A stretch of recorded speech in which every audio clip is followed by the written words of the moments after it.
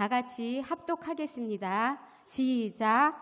나병 환자들이 그 친구에게 서로 말하되 우리가 이렇게 해서는 아니 되겠도다. 오늘은 아름다운 소식이 있는 날이거늘 우리가 침묵하고 있도다. 만일 밝은 아침까지 기다리면 벌이 우리에게 미칠지니 이제 떠나 왕궁에 가서 알리자 하고. 아멘. 아름다운 소식이 있는 날이라는 제목으로 조종현 목사님께서 말씀 전해주시겠습니다.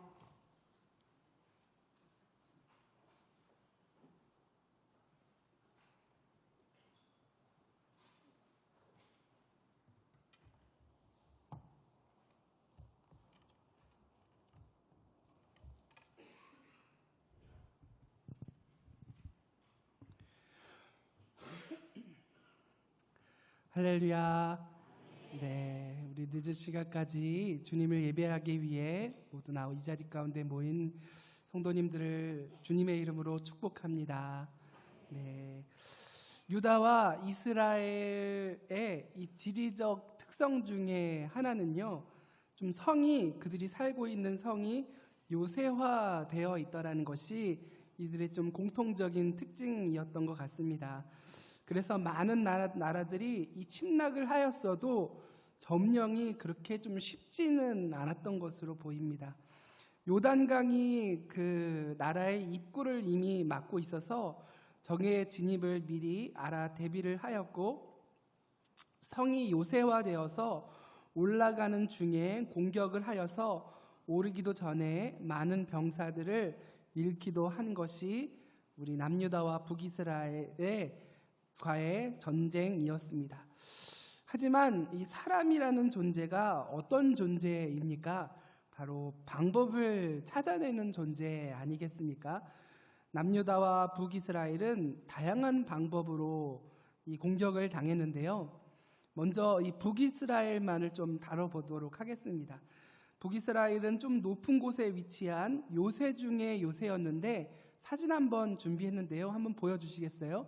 저렇게 봉긋 솟아오른 곳에 또 성이 다시금 지어 있었습니다. 그래서 공격을 하기가 정말로 어려웠던 곳이에요. 이들이 문을 잠가버리고 버티기만 해도 전쟁에서 이기기 쉬운 곳이었죠. 그런데 오늘 본문의 아람이 이러한 북이스라엘의 방법을 조금은 역이용했던 것 같습니다. 다른 나라들을 공격하여 승기를 잡아 식량과 전리품이 풍부하였던 것을 이용하여서 이 요새화된 곳을 애워싼 것이죠. 요새이기에 밖으로 나갈 수 없는 이 길이 한정되어 있는 곳이기 때문에 나오는 사람 족족 죽여버리거나 그 길을 틀어 막아버리면 그곳에 살아가는 이스라엘 사람들, 군사들은 한 발자국도 밖에 나갈 수 없는 그 지역이 바로 북이스라엘이었습니다. 이 방법을 지금까지 몰랐던지 그렇게 방법을 쓰지 않았는데, 오늘 본문의 아람은 그 방법을 사용하였습니다. 그런 사이 이 북이스라엘에 그 기근이라도 와버리면 사람들은 딱 굶어 죽기 딱 좋은 곳이 이 북이스라엘의 사마리아 성이었습니다. 여러분, 제가요 성경을 읽어보면서 아람과 이 북이스라엘, 남유다는 이들은 왜 이게 박 터지도록 싸우는 것일까 좀 궁금했는데요. 아람과 북이스라엘, 이 남유다의 관계는 삼국지의 위와 촉과 우와의 관계도, 위촉이라고 하죠. 관계와도 좀 같다고 볼 수가 있습니다. 어제의 원수가 오늘의 친구가 되고요, 친구가 다시금 내일 원수가 되고 있는 관계가 이 남유다, 북이스라엘, 아람이라고 할 수가 있습니다.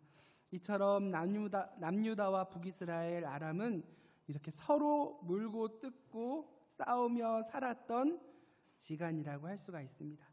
이렇게 세 나라가 싸우는 이유 중에 가장 큰 이유는 여러분들도 아시다시피 땅을 차지하기 위한 일이 제일 컸고요. 자존심이 걸려 있기 때문에 자존심 때문에도 많이 싸워서 이 요단강 서편 지역은 그야말로 피가 튀기는 분쟁 지역이라고 할 수가 있습니다. 오늘 본문으로 이제 넘어가도록 하겠습니다. 오늘 본문은 아람 왕 베나닷이 전쟁을 일으키면서 24절부터 전쟁이 시작되는데요. 그는 사마리아를 에워싸고 오랜 기간 동안 버텼다고 합니다. 그리고 나오는 자마다 죽였습니다. 이에 더하여 기근까지 들어서 성 안에는 먹을 것이 없게 되었습니다. 이 포위 공격은 매우 효과적이어서 물건값이 엄청나게 뛰어버린 거죠. 물가가 오른 거예요. 요즘 물가 어떻습니까? 상상을 초월하죠. 지금보다 더 심했던 것 같습니다. 그들의 삶이 얼마나 궁핍했는지 25절의 말씀을 읽어보면 알 수가 있는데요. 우리 함께 25절 말씀 한번 읽어보겠습니다. 한번 읽겠습니다. 시작.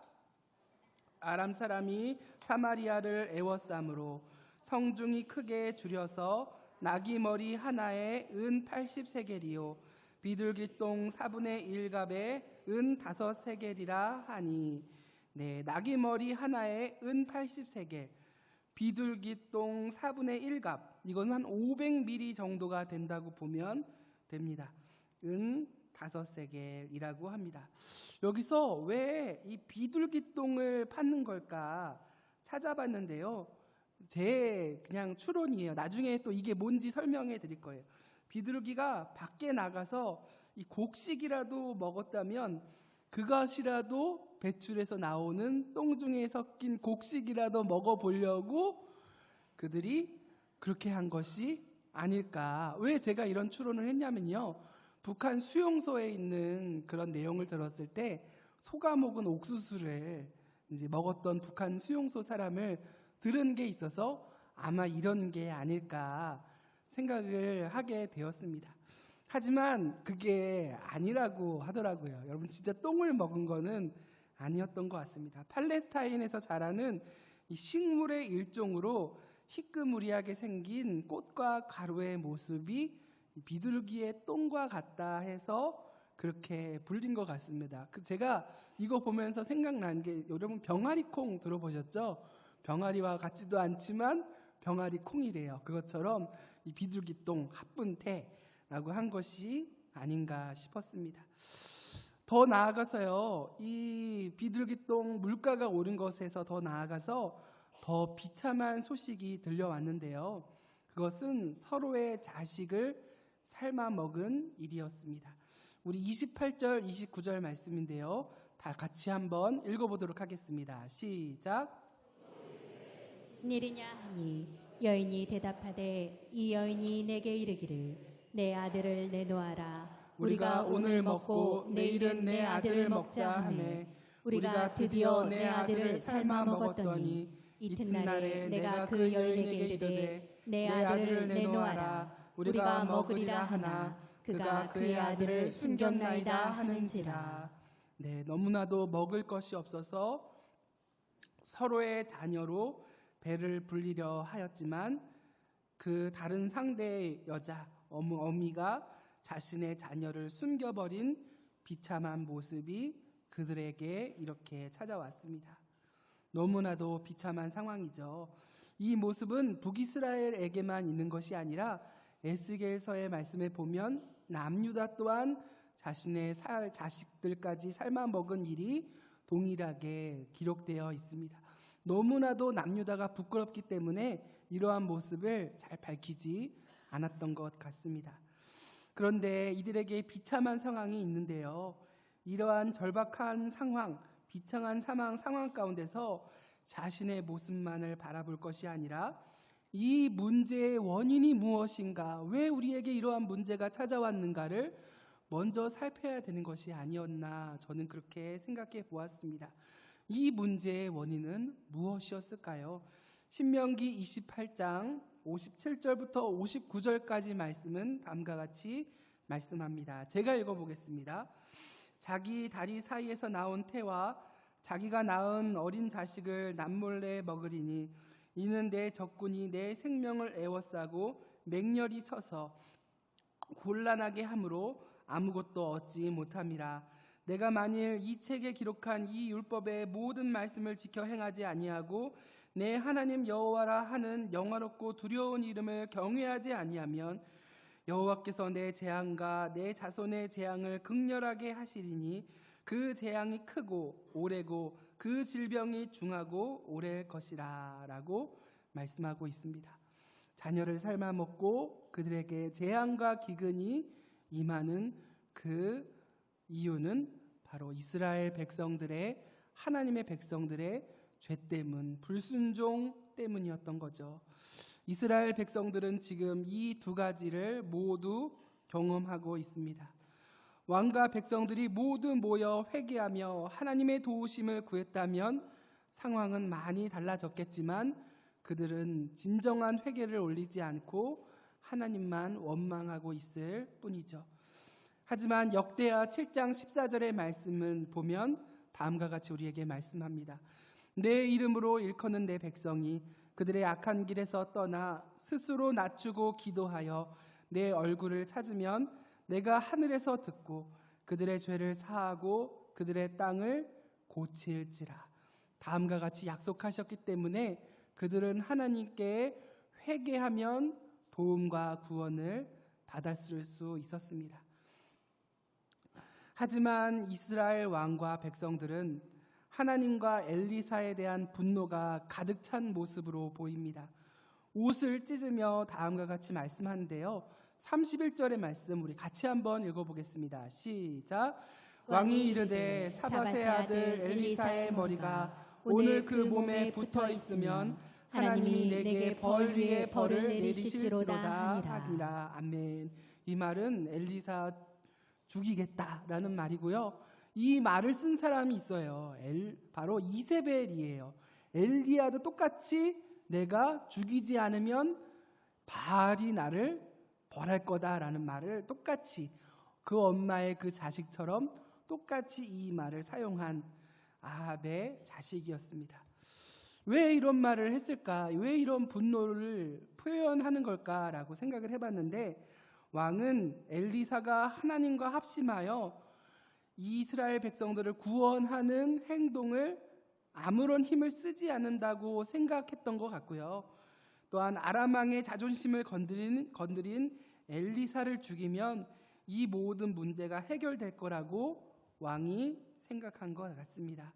그래서 모든 사람 앞에서 옷을 찢고 엘리사를 죽이겠다고 선언하였던 것이죠. 우리 33절의 말씀을 보면 제가 읽어드리겠습니다. 무리와 말을 할 때에 그 사자가 그에게 이르니라.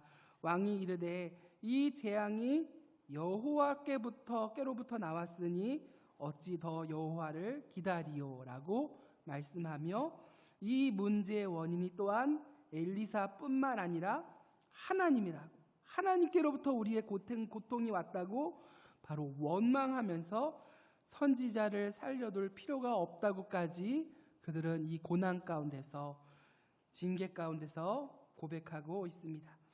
오늘 사건의 이 첫 장면은 하나님을 알지 못하는 백성과 왕의 비참한 반응이 잘 묘사되어 있습니다. 등장인물들의 무지함과 믿지 아니함, 하나님을 향한 분노도 이 말씀 가운데 잘 나와 있죠.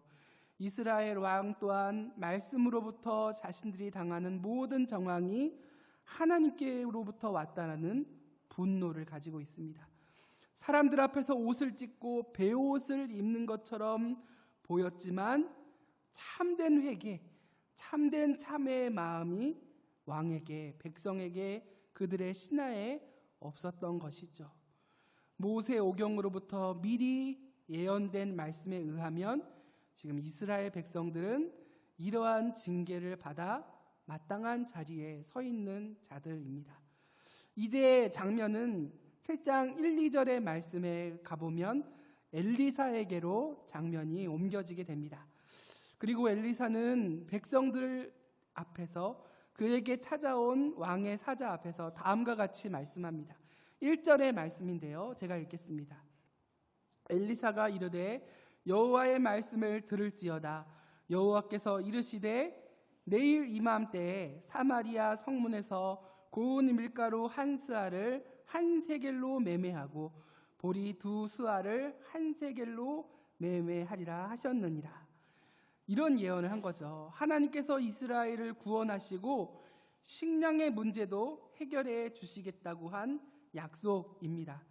이 은혜는 이스라엘 왕의 엉터리 믿음과 상관없이 하나님의 일방적인 은총으로 주어지는 것임을 강조하기 위함으로 보여집니다. 이런 예언을 통해 하나님의 살아계심을, 구원하심을 보이기 원한 거죠. 하지만 왕과 그의 신하들은 하나님과의 관계와 참된 회개의 모습을 보이지 않았습니다. 옷을 찢으며 베옷을 입었지만 그들의 마음은 여전히 하나님을 향한 분노만 가득합니다. 엘리사의 예언에 대한 반응에서 그들의 마음을 좀 엿볼 수 있는데요. 우리 7장 2절의 말씀 같이 한번 읽어보도록 하겠습니다. 읽겠습니다. 시작.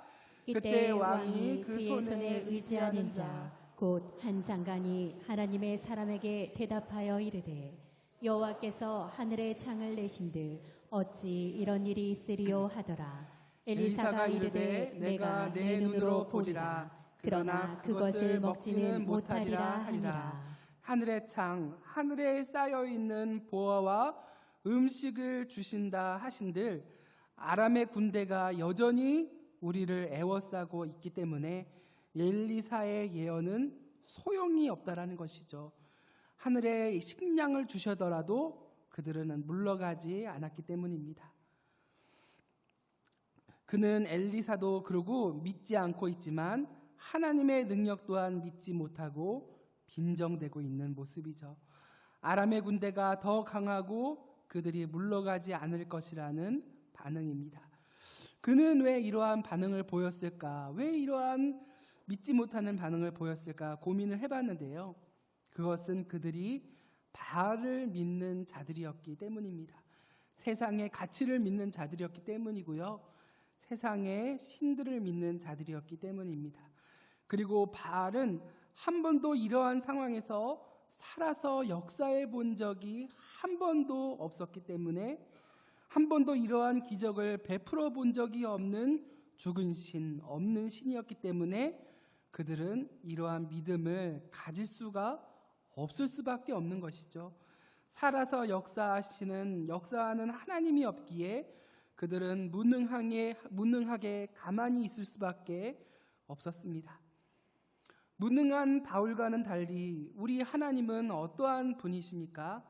하나님은 애굽에 열재앙을 내리셔서 모든 신들을 무너뜨리신 분이시며 홍해를 갈라 그들로 걷게 하시며 병거를 홍해에 묻으신 분입니다.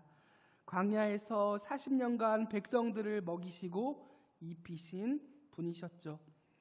그들의 문제는 바로 하나님께 믿음과 시선을 두지 않고 한결같이 암울한 현실, 그들이 믿고 있는 세상의 가치 바알에게 눈을 떼지 못한 것이 그들에게 찾아온 가장 큰 문제라고 할 수가 있습니다.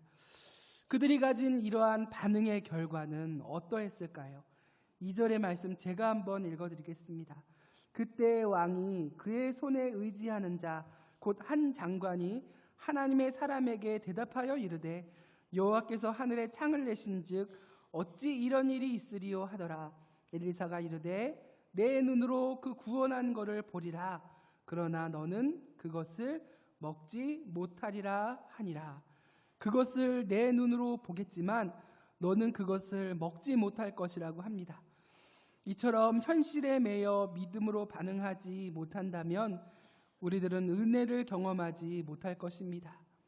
여러분들은 어떠한 눈으로 문제를 바라보고 계신가요? 여러분들은 현실에 매여서 세상의 가치 속에서 살아가고 계시지는 않으신가요?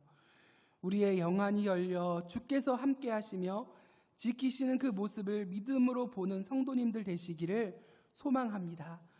아람의 군대가 쳐들어왔을 때 엘리사는 우리 게하시가 아니죠.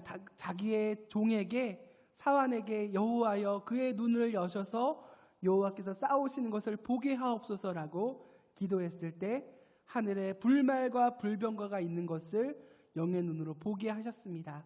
이처럼 우리 하나님께 구하시기를 바랍니다. 영의 눈을 열게 하셔서 하나님께서 인도하시는 그 손길을 보게 해달라고 구하시기를 바랍니다. 다시금 시선이 또한 바뀝니다. 성 안에 가득한 두려움과 배고픔에 허덕이는 장면에서 이제 좀 희망에 찬 모습, 조금은 웃기는 장면이 바뀌는데요. 이제 4명의 나환자들이 7장 3절부터 등장하게 됩니다. 아마 이들은 나병 때문에 격리가 되어서 성읍 밖으로 쫓겨나 살고 있는 사람들로 보입니다. 그 누구보다 처량하고 소외된 사람들이었죠. 이들이 대화하는 모습을 한번 보시죠. 제가 3절, 4절 말씀을 읽어드리겠습니다. 성문 어귀에 나병 환자 4사람이 있더니 그 친구에게 서로 말하되 우리가 어찌하여 여기 앉아서 죽기를 기다리랴. 만일 우리가 성읍으로 가자고 말한다면 성읍에는 굶주림이 있으리니 우리가 거기서 굶어 죽을 것이요 만일 우리가 여기서 머무르면 우리가 역시 여기서도 굶어 죽을 것이라. 그런즉 우리가 가서 아람 군대에게 항복하자. 그들이 우리를 살려두면 살 것이요 우리를 죽이면 죽을 것이라 하고 이렇게 고백하고 대화하고 있습니다. 이리 하나 저리 하나 죽기는 내 한 가지다. 성읍에는 굶주림이 있어 먹을 것이 없으니 차라리 아람 진영으로 가서 먹을 것을 구해보자라는 대화를 합니다. 굶어 죽으나 맞아 죽으나 죽기는 마찬가지며 혹시라도 그들이 살려주고 먹을 것을 주면 지금보다는 배고픔이 덜할 것이라는 생각이죠. 사생결단을 내리며 나병 환자들은 사마리아를 떠나 아람 군 진영으로 떠납니다. 나병 환자들은 원래 성 밖에 성문 어귀에서 살면서 구걸을 했기 때문에 성을 떠나거나 구걸을 하는 것이 그렇게 어렵지는 않았습니다. 그런데 어찌된 일인지 아람으로 가는 그 모습이 아람 군사 진영으로 가는데 어찌된 일인지 아람 군대의 막사들이 텅텅 비어있는 것이었습니다. 이 일이 어찌된지 아무도 몰랐던 것이죠. 여호와의 구원은 그 누구도 예상하지 못한 방법으로 그 누구도 알지 못하는 시기에 일어났던 것입니다. 성경의 저자는 그들도 알지 못하는 그 방법을 다음과 같이 설명해 주고 있습니다. 6절과 7절의 말씀인데요.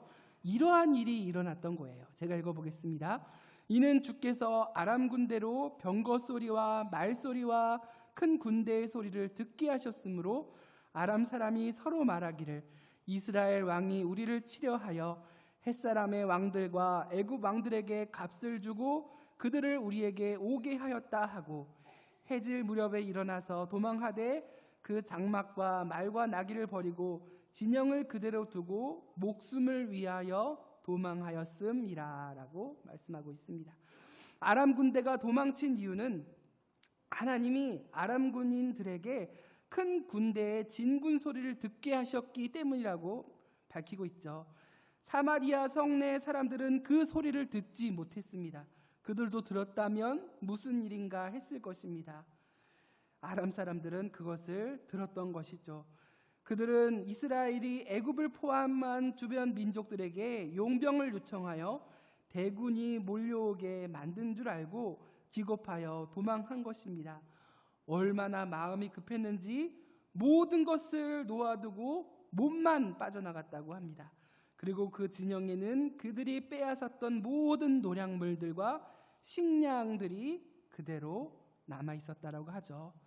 나병 환자들도 이 상황이 너무 믿기지 않아서 처음에는 의심을 가지고 조심스럽게 살펴봤지만 그 어디에도 아람 군대가 없다라는 것을 알고 여기저기 들어가 약탈하고 먹고 마시기 시작했습니다. 즐거워하며 쩝쩝거리는 그 모습, 여러분, 오늘 담임 목사님 설교에 척척 박사 얘기가 나왔죠. 여러분, 저는 이 쩝쩝 박사가 그 설명을 드려보고 싶습니다. 쩝쩝거리며 먹는 모습과 여러분, 아람 군대를 두려워하며 이 소식을 듣지 못했기 때문에 사마리아 성 안에 있는 사람들은 여전히 두려워서 벌벌 떨고 숨을 죽이며 있는 사마리아 성 사람들과 4명의 나병 환자들의 완벽한 대조가 이 말씀 가운데 벌어지고 있는 것입니다. 근데요, 이제 쩝쩝거리면서 맛있게 먹는 그들의 마음 가운데 한 가지 양심의 음성이 들렸습니다. 9절의 말씀인데요, 우리 오늘 본문의 말씀이죠. 다 같이 한번 읽어보겠습니다. 시작.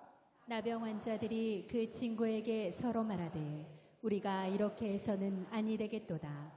오늘은 아름다운 소식이 있는 날이거늘 우리가 침묵하고 있도다. 만일 밝은 아침까지 기다리면 벌이 우리에게 미칠지니 이제 떠나 왕궁에 가서 알리자 하고. 네, 이런 좋은 일, 아름다운 소식을 자신들만 누린다면 이 일을 행하신 하나님의 저주가 자신들에게 임하게 될 것을 그들은 두려워하였고, 아침까지 기다릴 것 없이 지금 달려가서 이 아름다운 날에 대한 소식을 전하게 됩니다. 그리고 이 소식을 사마리아 성의 사람들이 이제 듣게 되는데요. 그런데 사마리아 성 사람들은 구원의 소식을 그들이 무시하고 천대한 소외된 자들에게 듣고 있는 것입니다.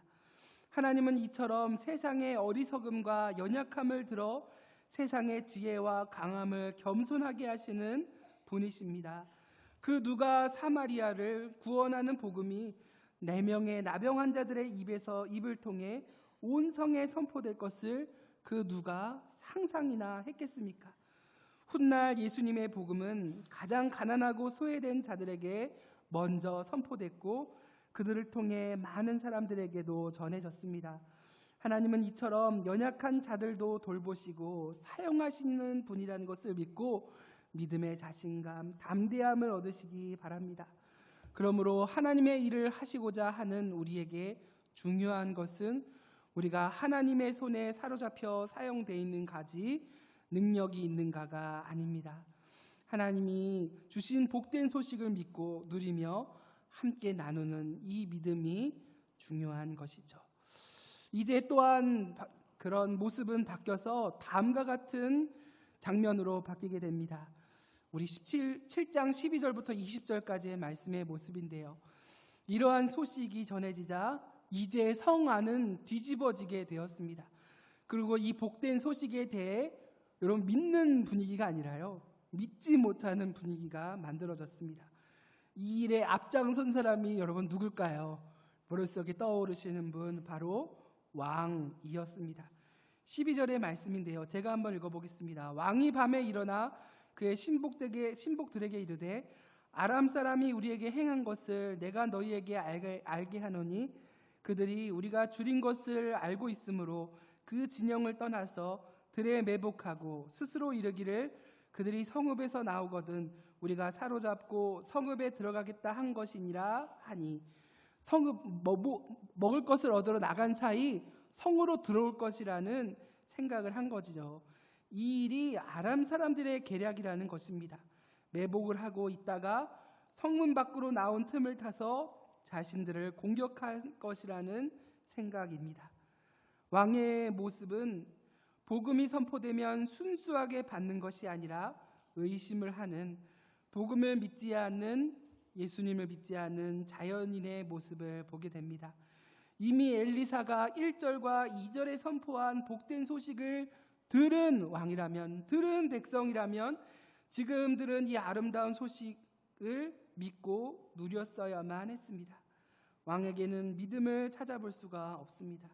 그리고 그는 철저하게 하나님과 선지자를 불신하고 있는 모습이죠. 왕의 신하들은 왕에게 조언을 합니다. 정탐을 통해 그 말이 진실한지 보게 하자라는 것이죠. 왕은 신하들의 말을 거절할 수 없어 왕은 허락하고 정탐을 합니다. 정탐꾼들이 요단강까지 시리아 군의 퇴진 경로를 밟아보니 살펴보니 작전상 막사를 비운 것이 아니라 무엇인가에 쫓기듯이 모든 것을 버리고 모든 것을 흘리고 강을 건넌 것이 확실하게 되었습니다. 도망가면서도 얼마나 급했는지 무기와 군복마저 버렸다고 말씀은 선포하고 있습니다. 16절의 말씀과 같이 정탐꾼들이 이 사실을 전하니 순식간에 사마리아의 성문이 열리게 되었습니다. 그리고 백성들이 아람 진영을 향해 달려가기 시작했습니다. 이곳에 약탈한 곡물과 물건들이 얼마나 많았는지 1절에 엘리사가 말한 대로 물가는 곧바로 떨어졌고 하나님의 사람이 전한 말씀처럼 되었다는 것을 모두가 그 자리에서 확인하게 된 것이죠. 여러분, 예레미야의 예언 1절과 2절의 예언이 몇 가지였죠? 2가지였죠. 한 가지 예언이 더 남았습니다. 하나님의 말씀은 모두가 성취가 되는 것을 우리가 알고 있죠. 그것은 하나님의 말씀을 믿지 않은 왕의 신하가 어떻게 되는지를 우리가 알아야 할 것입니다. 그는 성문에 있다가 몰려 나오는 사람들에 의해 밟혀 죽었다고 밝히고 있습니다. 그는 원래 왕의 옆에 있어야 했지만 왕이 특별히 성문 주변에 임명을 해서 성문에 안전히 거하고 있는 꿀보직을 받게 되었어요. 이 일이 근데 그에게는 화근이 되었던 것 같습니다.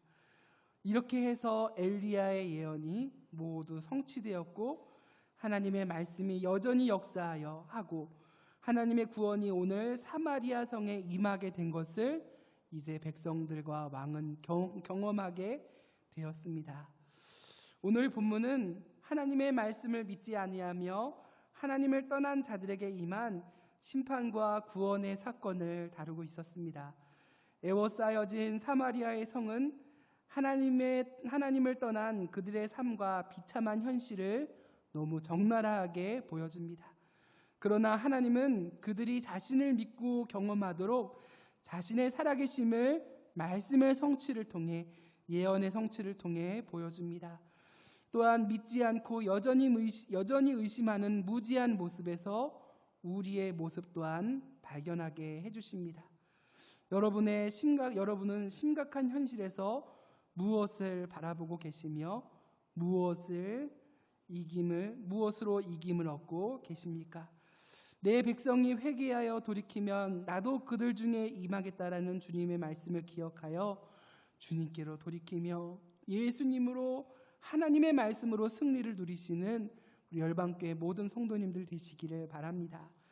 또한 사람들이 아람 군대를 무서워하여 소망을 끊고 성 안에 숨어 있던 것처럼 이 세상의 많은 사람들이 참된 구원의 소식, 아름다운 날이 시작됨을 모르고 여전히 소망 없이 살아가고 있다라는 것을 오늘 본문은 우리에게 얘기하고 있죠.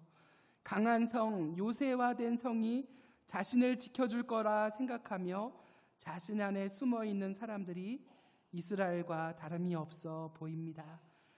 4명의 나 환자들처럼 아름다운 날이 시작되었음을 필요로 하는 사람들이, 이것을 전하는 사람들이 있지 않으십니까? 그 사람들이 우리의 가족이 될 수 있고 이웃이 될 수 있습니다. 오늘 본문은 이 기쁜 소식을 전할 자가 누구인지 알려주고 있습니다. 아름다운 날을 경험한 사람, 아름다운 날을 맞아본 사람, 그리고 어둡고 숨어 있는 것을 우리가 그것을 경험하였지만 기쁜 소식을 경험하려 하여서 해방을 경험한 사람, 이 사람이 누구일까요? 그 사람은 바로 여러분들입니다.